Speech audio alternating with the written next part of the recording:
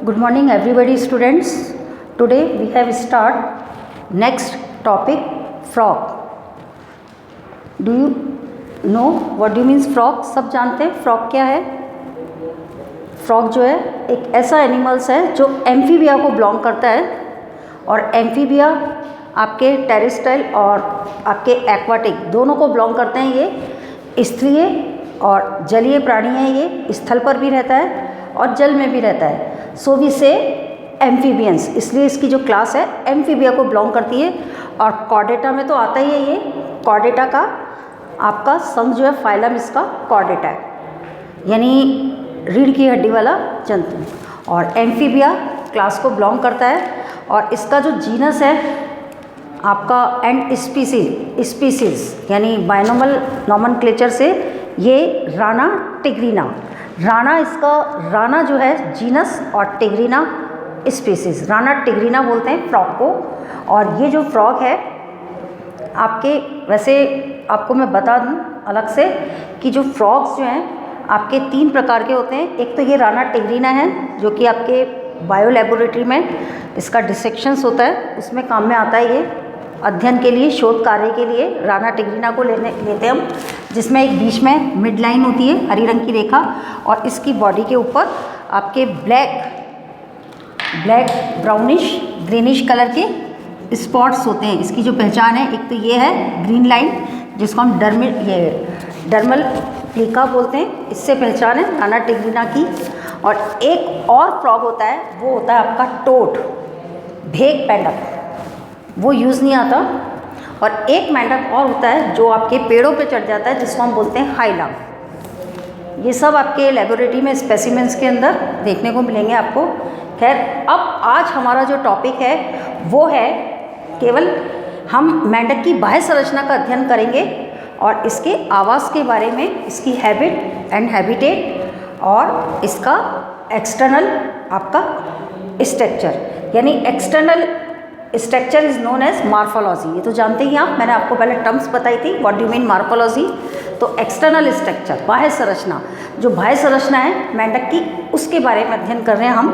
तो सबसे पहले आप इसका, ये जो एनिमल है या ये जो आपका जीव है फ्रॉग, ये आपका कोल्ड ब्लडेड और एक्सोथर्मल एनिमल्स है, आपके शीत रुधिरहारी और असमतापी प्राणी। ये ध्यान रखना, कोल्ड ब्लडेड को तो हम बोलते हैं शीत रुधिरहारी और एक्सोथर्मल एनिमल यानी असमतापी प्राणी हैं, जो अधिक गर्मी और अधिक सर्दी, इनसे बचने के लिए इसमें एस्टाइवेशन एक प्रोसेस होता है, एस्टाइवेशन और हाइबरनेशंस वो पाया जाता है। बहुत तेज गर्मी होती है तो भी अंडरग्राउंड हो जाता है, भूमिगत हो जाता है। और सर्दी में भी, सर्दी से बचने के लिए भी ये क्या होता है, भूमिगत हो जाता है। तो आपके इसको हम ग्रीष्म जो निष्क्रियता होती है उसको तो हम बोलते हैं एस्टाइवेशन गर्मियों के अंदर, और शीत को हम बोलते हैं हाइबरनेशन पीरियड में चला जाता है। अब देखिए ये कहाँ जाता है, 40 से 60 cm अंडरग्राउंड, 40 से आपके 60 सेंटीमीटर अंदर बिल बना करके अंडरग्राउंड हो जाता है।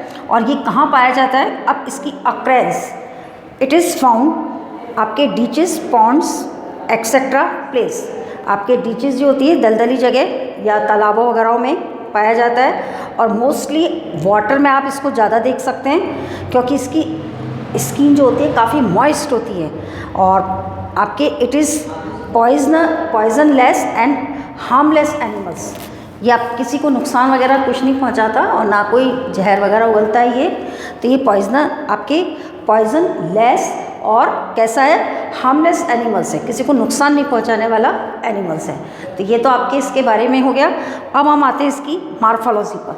इसकी मार्फोलॉजी देख ही रहे आप। सबसे पहले इसकी स्किन जो है, सबसे पहले स्किन के बारे में बात करेंगे कि इसकी स्किन जो है मॉइस्ट होती है आपके काफ़ी, और म्यूसिलेजिनियस स्किन होती है, लसी। म्यूसिलेज का स्क्रवण होता है इसकी स्किन से, तो म्यूसिलेजिनियस स्किन होती है इसकी। इसका जो शेप होता है आपके 12 से 18 सेंटीमीटर जो है ये है इसकी। और इसमें दोनों चीज़ें आ जाएंगी, लेंथ एंड ये ब्रॉड 18 cm। इसमें इसके अंदर इसकी लेंथ और ब्रेड्थ जो है दोनों आ गई, और दो पार्ट्स में डिवाइड होता है। इसका फर्स्ट पार्ट तो होता है हेड और सेकंड पार्ट होता है इसका ट्रंक, जिसको हम बोलते हैं थर्ड। दो पार्ट्स के अंदर बटा रहता है। ये मैंने आपका फर्स्ट पार्ट यहाँ पे डिनोट कर रखा है, और ये वाला जो पूरा पार्ट है इसका ये ट्रंक कहलाएगा, सेकंड पार्ट कहलाएगा इसका मेंढक का। अब देखिए स्किन और जूलॉजिकल नेम इसका राना टिग्रिना है ही। और पोस्टीरियर पार्ट जो होता है इसका काफ़ी स्फेरिकल होता है, गोला हुआ मतलब गोल, और जो आगे का एंटीरियर पार्ट जो है इसका वो जस्ट लाइक ए पॉइंटेड। ये शेप है इसकी बॉडी की। कलर जो होता है आपके, कलर जो है ग्रीन, ज़्यादातर ग्रीनिश ब्राउन कलर होता है, और इरेगुलर स्ट्रिप्स होती है, स्पॉट्स भी पाए जाते हैं, पैचेस ऑन द बॉडी, जैसे ब्लैक और ब्राउन स्पॉट्स बता रखे हैं तो इनको हम पैचेस बोलते हैं। और वेंट्रल सरफेस जो होती है कम्प्लीटली येलो होती है। एब्डोमेन वाली जो सरफेस होती है वो कम्प्लीटली इसकी येलो होती है। अब देखिए हेड जो है, जो कि मैंने आपको बताया था, ये पॉइंट आपके एंटीरियरली जो पार्ट होता है वो हेड होता है। हेड जो है इसमें क्या क्या संरचना है, माउथ आपके फेरोस लाइक एक हल्का सा ये स्लिट्स होती है, ये माउथ कहलाता है। और माउथ आपके आइज़, टिम्पेनम, ये जितना जो पोर्शन है ये स्नाउट्स को बिलोंग करता है, स्नाउट्स के ऊपर होता है। और माउथ के जस्ट ऊपर नोस्ट्रिल होती है, नासा छिद्र। तो इस तरह से अ पेयर ऑफ नैरिस भी बोलते हैं, पेयर ऑफ नैरिस जो होती है डॉर्सोलेटरली ऊपर की तरफ होती है, और लेटरली दोनों तरफ, एक आपको नॉस्ट्रिल यहाँ दिखाई दे रही है और एक पीछे, तो दोनों तरफ होती है लेटरली। और प्रॉक्सिमली बल्गिंग आउट क्या होती है, इसमें आइज़ होती है ऑन द हेड पार्ट में आइज़ भी आती है सबसे ऊपर टॉप पर। और आइज़ जो है protect bye upper and lower eyelids से ये प्रोटेक्ट रहती है। तो इस तरह से इसका आइज़ का है। अब इसमें लोअर आईलिड्स जो है, ये ध्यान रखना, इसकी जो ऊपर ये जो लोअर आईलिड्स जो है ये एक तरह से इसका वेजिटल है, इनमूवेबल होती है, और अपर जो आईलिड्स होती है वो मूवेबल होती है। A little above the lower eyelids semi transparent nictitating membrane, इसकी जो लोअर आईलिड्स है उसके ऊपर सेमी ट्रांसपेरेंट निक्टेनिंग मेम्ब्रेन होती है, अर्धपारगम में एक झिल्ली होती है। ये रेफर्स करती है कहाँ पर, थर्ड आईलिड्स को। Is present just behind the eyes, ये है clear flat dark colour spherical region tympanum. अब एक और होता है आपके बिल्कुल आइज के बैक में आपका स्फेरिकल रीजन होता है। This spherical region is known as tympanum is present which is the auditory centre. और ये आपका जो टिम्पेनम है ये किसको बिलोंग करता है, ऑडिटरी सेंटर बोलते हैं। आपका एक तरह से सुनने का अंग होता है ये tympanum. These are known as auditory centre, ये ध्यान रखना, सुनने वाला अंग कहलाएगा ये, जिसको हम बोलते हैं ऑडिटरी सेंटर। अब देखिए आप, the external ear is absent in frog के अंदर कोई ईयर वगैरह नहीं पाए जाते। Now next we will come trunk. अब हम आते हैं इसके सेकंड पार्ट पर, बॉडी के सेकंड पार्ट पर।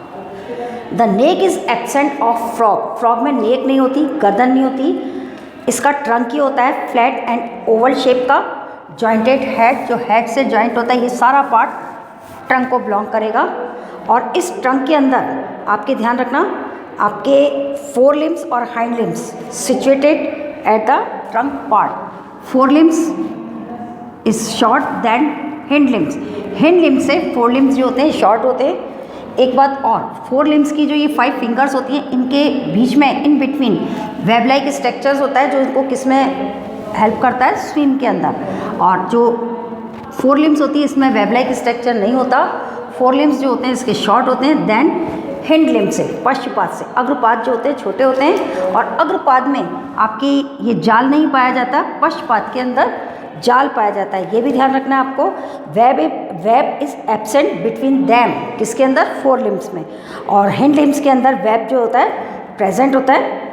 अब in male frog during the breeding season, male frog जो होता है ड्यूरिंग सीजन में develop dark swelling in the base of inner finger make copulatory pad. आपके जो मेल फ्रॉग जो होता है इसके जो एक फिंगर जो होती है उसके ऊपर आपके कॉपुलेटरी पैड होता है। कॉपुलेटरी पैड कहते हैं पकड़ के लिए एक गद्दीदार संरचना होती है, जिससे ये क्या करता है, आपके फ्रॉग को, कौन से फीमेल फ्रॉग को कैच करता है, पकड़ता है उसको अपने इस गद्दी से, उसको कॉपुलेटरी ऑर्गन्स कहलाता है। और वो इसके 5th नंबर की फिंगर्स के ऊपर पाया जाता है। कब, ब्रीडिंग सीजन में, जनन काल के अंदर, यानी एक तरह से मैथुन अंग होता है ये। और किस में पाया जाता है, इसके हिंड लिम्स के ऊपर। तो ये आपके, और एक बात और ध्यान रखना, हिंड लिम्स के अंदर जो आपके ये जो फिंगर्स हैं इसकी, इसमें नेल्स आर एब्सेंट, यानी नेल इसके अंदर नहीं होते हैं। तो ऐसे आपका ये कंप्लीट स्ट्रक्चर है। और दूसरा लास्ट में दोनों आपके हिंड लिम्स के पीछे का लास्ट का क्लोएकल एपरेचर्स, ये एपरेचर्स होता है। और ये आपका मोटा वाला जो पार्ट है ये थाई कहलाएगा। और हिंड लिम्स हो गए। तो बस इसका इतना सही स्ट्रक्चर है, ये इसकी कंप्लीट मॉर्फोलॉजी है। अब नेक्स्ट वीडियो में हम इसकी डाइजेस्टिव सिस्टम और रिप्रोडक्टिव सिस्टम, और बाकी को सारा आपके ज़्यादा नहीं दे रखा है, शॉर्ट में ही दे रखा है, वो मैं आपको बता रही हूँ। ये मॉर्फोलॉजी है इसलिए डायग्राम से बताया है। बाकी हम और डिटेल में डाइजेस्टिव और रिप्रोडक्टिव पढ़ेंगे, और रेस्पिरेटरी, सर्कुलेटरी सिस्टम, वो सब आपके बहुत ही शॉर्ट में दे रखा है। ठीक है, अब इसका ज़रूर देखना, इसमें से क्वेश्चन आता है आपके, draw the external morphology of frog and explain it. Thank you.